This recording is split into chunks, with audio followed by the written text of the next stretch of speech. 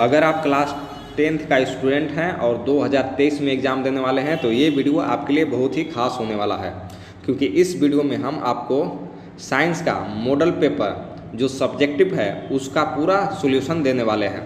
तो इस वीडियो में आप लास्ट तक बने रहें। देखिए, फर्स्ट क्वेश्चन है, चुंबकीय क्षेत्र रेखाओं के किन्हीं दो गुणों को लिखें। तो इसका दो गुण लिखना है चुंबकीय क्षेत्र रेखा के। तो आप इस टाइप से लिख लीजिएगा उत्तर, चुंबकीय क्षेत्र रेखाओं के दो गुण। पहला गुण क्या है, देखिए पहला गुण है चुंबकीय क्षेत्र रेखाएं कभी भी एक दूसरे को प्रतिच्छेद नहीं करती है, ये पहला गुण हो गया। इसका दूसरा गुण है चुंबकीय क्षेत्र रेखाएं उत्तरी ध्रुव से निकलती है और दक्षिण ध्रुव की ओर समाप्त हो जाती है। मतलब उत्तर से निकलती है और दक्षिण की ओर जाती है। समझ में आ गया। अब देखिए नेक्स्ट क्वेश्चन है इसका दूसरा, अवतल दर्पण से बनते हुए प्रतिबिंब एक स्वच्छ किरण आलेख खींचे जब वस्तु को वक्रता केंद्र पर रखा जाता है। तो देखिए इसको कैसे किरण आलेख खींचेंगे अवतल दर्पण में, जब वस्तु वक्रता केंद्र पर हो तब। देखिए सबसे पहले एक अवतल दर्पण बना लेंगे इस टाइप से, और यहाँ पे रहता है P और बीच में रहेगा F और यहाँ रहेगा C। रखना कहाँ है वस्तु को, वक्रता केंद्र पर, यानी C पर रखना है। जब वस्तु को C पर रखेंगे तो ये मुख्य अक्ष के समांतर जाता है, दर्पण से टकराता है और फोकस से गुजर जाता है। ऐसे एक किरण हो गया। दूसरा किरण निकालेंगे, फोकस से जाएगा और दर्पण से टकराएगा, समांतर हो जाएगा। तो कटा कहाँ है, देखिए यहाँ पे रखे थे वस्तु C पर, तो C के जस्ट नीचे ही आएगा। समझ में आया। तो इस टाइप के किरण आलेख खींच सकते हैं आप। तो देखिए इसमें क्या क्या लिखेगा, देखिए प्रतिबिंब की स्थिति कहाँ रखे थे, C पर। तो प्रतिबिंब का प्रकृति कैसा बनेगा, वास्तविक तथा उल्टा। प्रतिबिंब का साइज कैसा हो जाएगा, तो समान साइज का। देखिए जितना बड़ा बीम रखे थे, जितना बड़ा बीम था उतना ही बड़ा प्रतिबिंब आया। समझ में आया। उल्टा कैसे बना, क्या कि ऊपर A था और नीचे B था, तो नीचे हो गया A' और ऊपर हो गया B'। तो आई होप कि समझ में आ गया होगा। अगर नहीं समझ में आया तो आप डिस्क्रिप्शन में इसका वीडियो मिल जाएगा, ये कैसे इसको छापा जाता है, कैसे ड्रॉ किया जाता है, आप वहाँ से जाकर देख सकते हैं। अब देखिए नेक्स्ट वीडियो। अब देखिए नेक्स्ट क्वेश्चन। नेक्स्ट क्वेश्चन है क्वेश्चन नंबर तीसरा, उभयधर्मी ऑक्साइड किसे कहते हैं, उदाहरण दे। तो देखिए इसको कैसे लिखेंगे, वैसा धातु के ऑक्साइड जिनमें अम्लीय और क्षारीय दोनों गुण पाए जाते हैं उसे उभयधर्मी ऑक्साइड कहते हैं। समझ में आया। जैसे जिंक ऑक्साइड और एल्युमिनियम ऑक्साइड। क्वेश्चन नंबर 4, आधुनिक आवर्त नियम क्या है। तो इसका उत्तर लिखेंगे, इस नियम के अनुसार तत्वों के रासायनिक एवं भौतिक गुण धर्म उनके परमाणु संख्याओं के आवृत्ति फलन होते हैं। क्वेश्चन नंबर 5, पित्त जो पित्त है, पित्त का क्या कार्य है, पित्त के कार्य लिखना है। देखिए पित्त के कार्य, पित्त क्या करता है, पहला भोजन को अम्लीय माध्यम को क्षारीय माध्यम में बनाता है। जो आमाशय में भोजन गया था वो पहले अम्लीय माध्यम होता है, अब पित्त उसको क्या में बदलेगा, क्षारीय माध्यम में। इसका दूसरा है लाइपेज एंजाइम को सक्रिय करता है। ये पित्त के दो कार्य हो गए। अब देखिए क्वेश्चन नंबर 6 कह रहा है कि आहार श्रृंखला किसे कहते हैं, उदाहरण दे। पारित तंत्र में हर एक जीव अपने भोजन के लिए अन्य जीवों पर निर्भर रहती है तथा आपस में एक श्रृंखला बनाते हैं। इसे आहार श्रृंखला या खाद्य श्रृंखला कहते हैं। जैसे देखिए घास को कौन खाया, हिरन, और हिरन को कौन खाएगा, बाघ। इसी प्रकार घास को खाया कीट को खाएगा मेढक, मेढक को खाएगा सांप और सांप को खाया जाएगा बाज। समझ में आया। ये है आहार श्रृंखला। अब देखिए क्वेश्चन नंबर 7। क्वेश्चन नंबर 7 है, निम्नलिखित जीवों में होने वाली जनन की विधियों को लिखे। पहला क्वेश्चन है इसका, क्वेश्चन A, हाइड्रा। तो देखिए हाइड्रा में क्या होता है, मुकुलन द्वारा होता है। समझ में आया। क्वेश्चन बी है राइजोपस। राइजोपस में क्या होता है? बीजाणु गठन।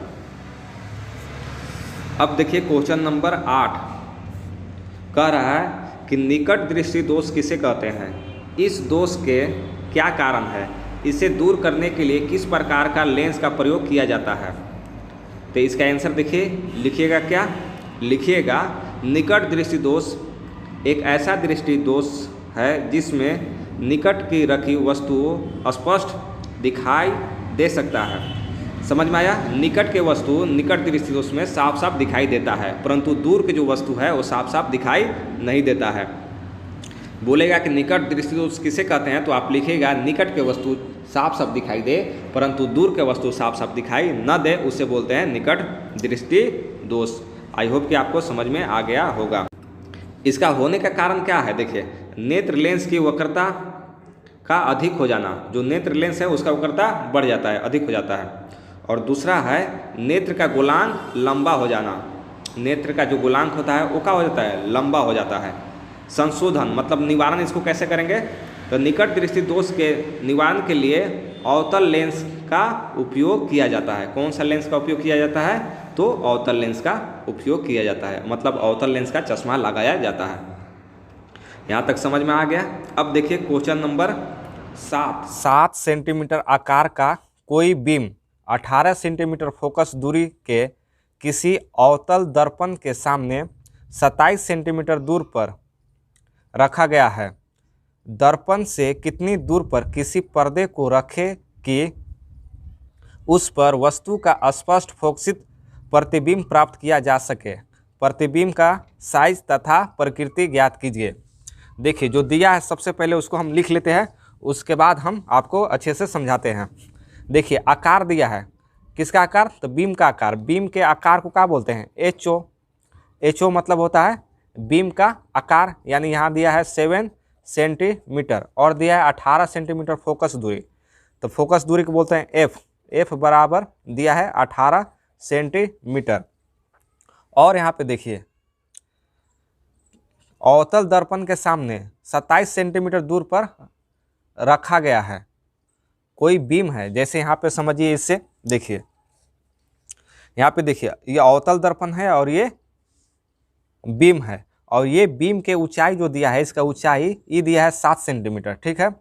और यहाँ देखिए फोकस दूरी, इसका फोकस दूरी दिया है 18 सेंटीमीटर, ये भी ठीक है। अब यहाँ पे देखिए,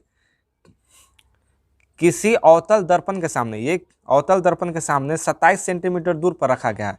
बीम को 27 सेंटीमीटर दूर पर रखा गया है। तो ये अवतल दर्पण से और बीम की दूरी को क्या बोलते हैं? यू। यानी यू बराबर कितना दिया है? यू बराबर दिया है आपका 27 सेंटीमीटर दिया है, ये यू है। अब यहाँ पे देखिए, आपसे पूछा क्या है कि साइज बताइए, प्रतिबिंब का साइज और प्रतिबिंब का प्रकृति। तो प्रतिबिंब के साइज को क्या बोला जाता है? H I. और प्रतिबिंब का साइज और प्रतिबिंब का प्रकृति निकालने के लिए हमें क्या चाहिए? भी चाहिए। भी बराबर वाट, यानी एच आई और भी निकालना है। तो देखिए कैसे निकलेगा। सबसे पहले आप जानिए कि ये जो दर्पण है, कौन दर्पण है? ये है अवतल दर्पण। तो अवतल दर्पण में देखिए क्या होता है कि अवतल दर्पण में u इसका माइनस होता है, अवतल दर्पण का u माइनस होगा, यानी -27 हो जाएगा। और इसका देखिए, इसका f जो होगा ये भी माइनस में होगा, यानी यहाँ भी माइनस होगा, f भी माइनस में होगा। और देखिए अब यहाँ पे v और hi निकालना है। तो सबसे पहले आप देखिए, दर्पण सूत्र आप जानते हैं। दर्पण सूत्र क्या होता है? दर्पण जो सूत्र होता है, दर्पण सूत्र फार्मूला क्या होता है? तो 1/f बराबर 1/u प्लस 1/v। ये आप याद रखिएगा, दर्पण सूत्र इसको बोलते हैं। अब यहाँ पे देखिए, आपके पास है 1/f की जगह पर कितना है आपके पास? 18 -18 बराबर 1/u, u है -27, फिर प्लस 1/v, भी नहीं है, भी तो निकालना है। अब यहाँ पे देखिए, -1/18, इधर इसको हमको v का मान निकालना है, तो v का मान निकालने के लिए इसको इधर भेजेंगे, तो ये हो जाएगा माइनस है, तो यहाँ पे हो जाएगा प्लस 1/27 इक्वल टू 1/v। अब यहाँ पे देखिए 18 और 27 का एलसीएम कितना होगा, इसका एलसीएम हो जाएगा 54, 18 तिहाई 54 -3 प्लस 27 दूना 54, यहाँ पे 2 मिलेगा बराबर 1/v। अब यहाँ पे देखिए -3 + 2 घटेगा तो बचेगा -1 और बटा यहाँ पे 54 बराबर 1/v। क्रॉस मल्टीप्लाई करेंगे तो -v बराबर 54। अब ये v बराबर कितना हो जाएगा, ये माइनस इधर चल जाएगा -54। अब यहाँ देखिए v का मान निकल गया। अब निकालना है HI निकालने के लिए फार्मूला होता है HI/HO बराबर -v/u। ये फार्मूला आप याद रखिएगा। अब यहाँ पे देखिए HI, अब दोनों इसको इससे गुना कराएंगे क्रॉस मल्टीप्लाई, तो यहाँ हो जाएगा HIU बराबर इसको इससे गुना करेंगे तो -v/HO। तो HI निकालना है, HI बराबर -v/HO। अब ये देखिए यहाँ पे गुना में है तो इधर जाएगा ये भागा में u। अब HI बराबर आपके पास u कितना है, u है माइनस एक, इसका माइनस यहाँ पे माइनस और यहाँ है -54। अब फिर यहाँ पे इनटू HO कितना है 7/u कितना है u, तो u देखिए यहाँ पे है -27। तो HI बराबर ये माइनस से माइनस कैंसिल हो गया। अब ये देखिए यहाँ पे बच गया -54 × 7 और नीचे बच गया 27। तो इस कटेगा 27 दूना 54, यहाँ पे 2 हो जाएगा। तो HI बराबर 7 दूना 14 -14। HI मिल गया आपका -14। अब यहाँ पे देखिए पूछा प्रतिबिंब का प्रकृति, लिखेंगे प्रतिबिंब का प्रकृति में क्या होगा, तो देखिए यहाँ पे है अवतल दर्पण। अवतल दर्पण में यहाँ पे देखिए यदि v का मान माइनस में हो, v का मान माइनस में हो तो उसमें क्या लिखा था प्रतिबिंब का प्रकृति में वास्तविक तथा उल्टा। या तो ऐसे भी जानिए कि अवतल दर्पण में जो प्रतिबिंब बनता है वास्तविक तथा उल्टा ही बनता है। एक कंडीशन होता है जिसमें आभासी तथा सीधा बनता है। तो यहाँ पे आप पकड़िएगा v से कि v का मान अगर माइनस में आए तो उसको लिखेंगे प्रतिबिंब के प्रकृति में वास्तविक तथा उल्टा। तो आप लिखेंगे वास्तविक तथा उल्टा। और इसमें देखिए क्या पूछा था साइज, तो यहाँ पे लिखेंगे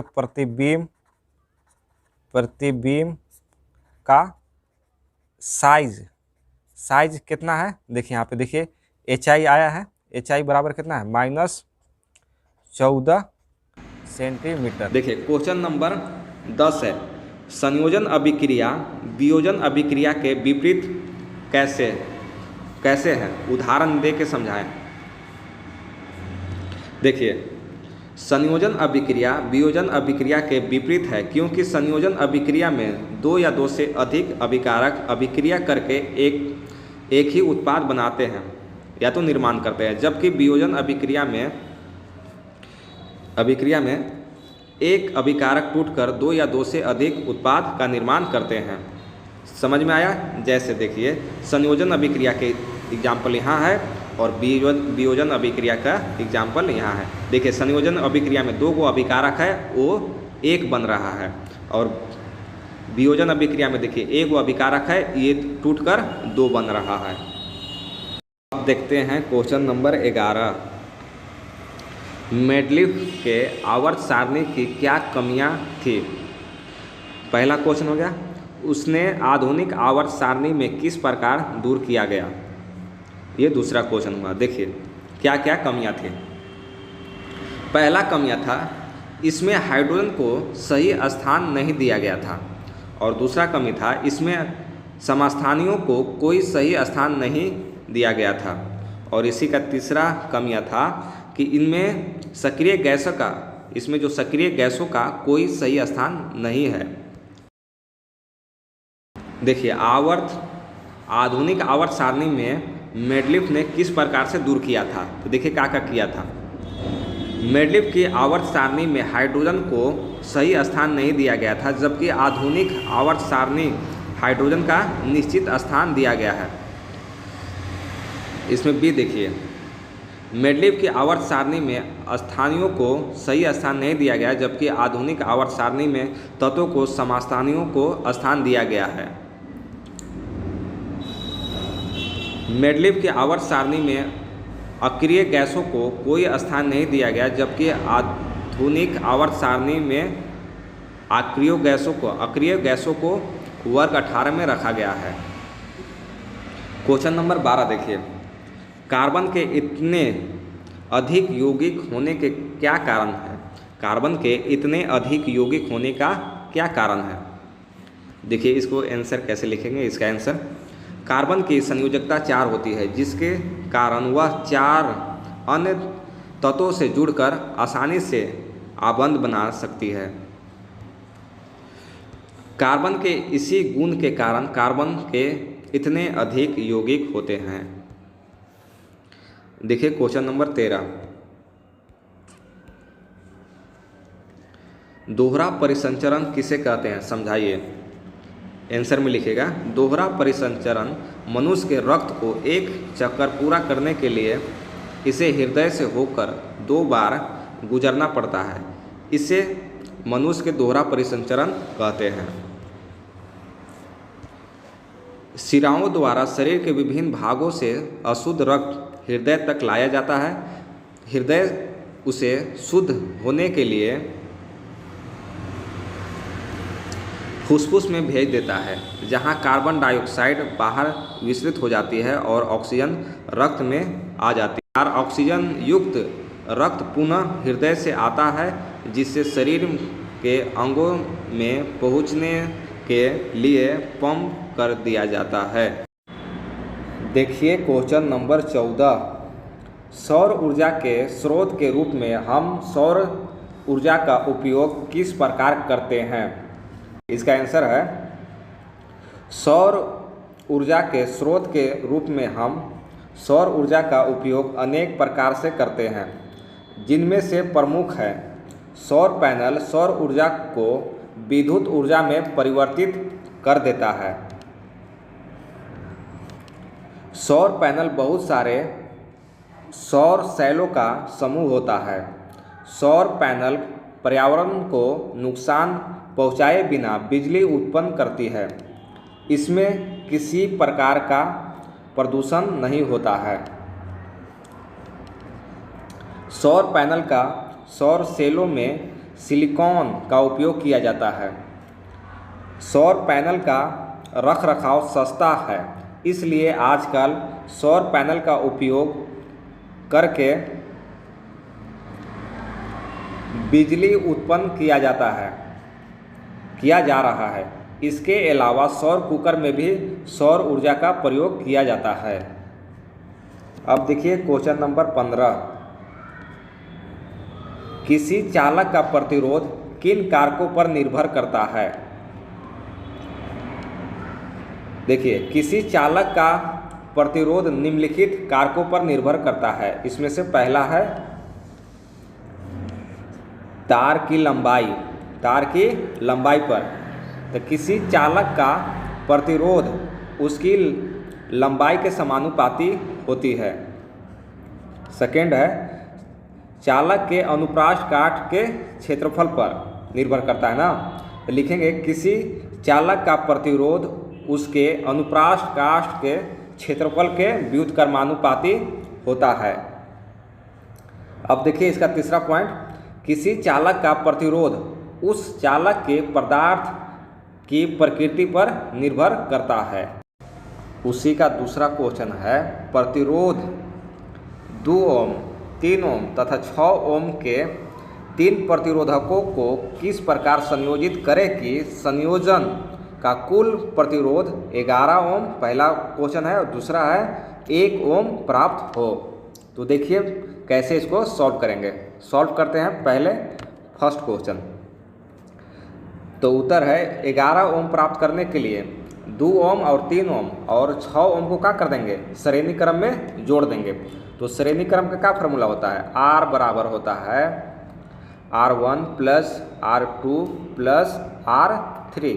तो R1 देखिए कितना है आपका 2, कितना है 2 है, तो यहाँ 2 लिख लेंगे। अब R2 कितना है 3 है, 3 प्लस R3 कितना है 6 है। जब ये सब का आप जोड़िएगा तो कितना आ जाएगा, ये सब का आप जोड़िएगा तो 11 आ जाएगा, 11 ओम आ जाएगा। यानी ऑप्शन आपका बिल्कुल इसमें ऑप्शन है ये नहीं है, फिर से बताते हैं। देखिए इसको सॉल्व कैसे करेंगे, थोड़ा सा और जगह लेते हैं। देखिए इसको सॉल्व कैसे करेंगे, सबसे पहले फर्स्ट क्वेश्चन सॉल्व करते हैं उसका। देखिए 11 ओम प्राप्त करने के लिए 2 ओम और 3 ओम और 6 ओम को क्या में जोड़ना है, श्रेणी क्रम में जोड़ेंगे। तो श्रेणी क्रम का क्या फार्मूला होता है, फार्मूला होता है R बराबर R1 plus R2 plus R3 होता है। तो R1 आपका ये है और R2 यहाँ है और R3 6 है। तो देखिए इसका मान भरिए, बन जाएगा R बराबर R1 कितना है तो 2 है और प्लस R2 कितना है 3 है और प्लस R3 कितना है 6 है। तो R बराबर जोड़ेंगे तो कितना आ जाएगा 11 ओम। क्वेश्चन नंबर इसी का दूसरा बना रहे हैं और ला के दिखाते हैं 1 ओम कैसे आएगा। तो 1 ओम लाने के लिए क्या करेंगे, जो दिया है प्रतिरोध उस सबको क्या करेंगे, पार्श्व क्रम में जोड़ देंगे। 1 ओम प्रतिरोध प्राप्त करने के लिए तीनों प्रतिरोध को क्या करेंगे, पार्श्व क्रम में जोड़ देंगे। तो पार्श्व क्रम का फार्मूला क्या होता है, देखिए पार्श्व क्रम का फार्मूला होता है 1/R = 1/R1 plus 1/R2 plus 1/R3, जिसमें दिया है देखिए R1 कितना दिया है, R1 आपका दिया है 2 और R2 कितना दिया है, R2 दिया है 3 और R3 कितना दिया है 6 दिया है। तो इसी का मान यहाँ पे रख दीजिए और इसका यहाँ रख दीजिए और इसका इसमें रख दीजिए, तो आपका सॉल्व हो जाएगा। जैसे सॉल्व करके हम दिखाते हैं। देखिए 1/R प्लस बराबर 1/R1 फार्मूला होता है और प्लस 1/R2 और प्लस 1/R3। तो 1/R बराबर 1/R1 कितना था, तो R1 है इसका 2 प्लस 1/R2 कितना है 3 प्लस 1/R3 कितना था, तो इसका ये था 6। अब क्या कीजिए 1/R बराबर इस सब का एलसीएम ले लीजिए तो हो जाएगा 6। तो यहाँ बचेगा 3 प्लस यहाँ हो जाएगा 2 प्लस यहाँ हो जाएगा 1। तो आप इस सब को सॉल्व करेंगे, आगे देखिए बताते हैं। 1/R बराबर आप ऊपर जोड़े होंगे तो आया होगा 6 और नीचे भी है 6, काटेंगे तो 1/R = 1 मिलेगा। अब यहाँ से क्रॉस मल्टीप्लिकेशन करा दीजिए, यहाँ से कराएंगे तो R बराबर इधर करा देंगे तो 1, यानी आपका कितना मिल गया 1 ओम। यानी ये क्वेश्चन हो गया आपका सॉल्व। देखिए जब इसको लाना होगा तो इस सबको काम में जोड़ दीजिएगा, श्रेणी क्रम में काम में जोड़ देंगे, श्रेणी क्रम में, यानी फार्मूला लगा दीजिएगा R बराबर R1 plus R2 plus R3। लेकिन ये लेके आना है 1 ओम, तो सबको काम में जोड़िएगा पार्श्व क्रम में। 1/R बराबर 1/R1 plus 1/R2 plus 1/R3। समझ में आया। और R1 R2 यहाँ देखिए आपका है, R1 देखिए ये है R1 और R2 यहाँ पे है और R3